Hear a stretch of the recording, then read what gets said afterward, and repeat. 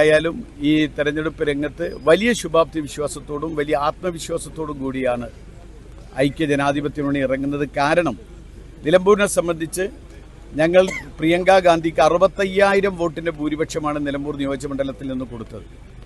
മാത്രമല്ല തദ്ദേശ സ്ഥാപനങ്ങളിലേക്ക് നടന്ന ഉപതെരഞ്ഞെടുപ്പുകളിലൊക്കെ തന്നെ ഈ കഴിഞ്ഞ 3-4 വർഷക്കാലമായി ഇടതുപക്ഷത്തിന്റെ മുഴുവൻ സീറ്റുകളും പിടിച്ചെടുത്തു. ഉപതെരഞ്ഞെടുപ്പ് നടന്ന മുഴുവൻ സീറ്റുകളും UDFന്റെ സീറ്റുകളൊക്കെ 5 ഇരട്ടി 10 ഇരട്ടി സിറ്റിംഗ് സീറ്റുകൾ ഭൂരിപക്ഷത്തിനാണ് വീണ്ടും തെരഞ്ഞെടുക്കപ്പെട്ടത്.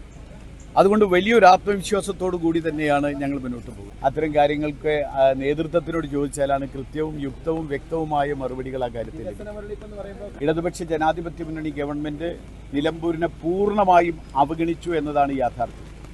ആ യാഥാർത്ഥ്യം നിങ്ങൾക്ക് നിലമ്പൂർ വന്നാൽ കാണാൻ സാധിക്കും. ഇടതുപക്ഷ ജനാധിപത്യ മുന്നണി ഗവൺമെന്റ് പൂർണ്ണമായും കഴിഞ്ഞ 9 വർഷക്കാലം നിലമ്പൂരിനെ അവഗണിച്ചു എന്നതാണ്.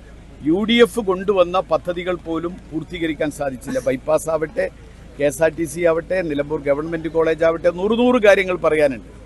അതൊക്കെ ഇന്നും നിശ്ചലാവസ്ഥയിൽ UDF ഗവൺമെന്റ് കൊണ്ടുവന്നത് ഇന്ന് ജീവിക്കുന്ന നിത്യസ്മാരകങ്ങളായി നിലനിൽക്കുന്ന ഒരവസ്ഥാവിശേഷമാണ്.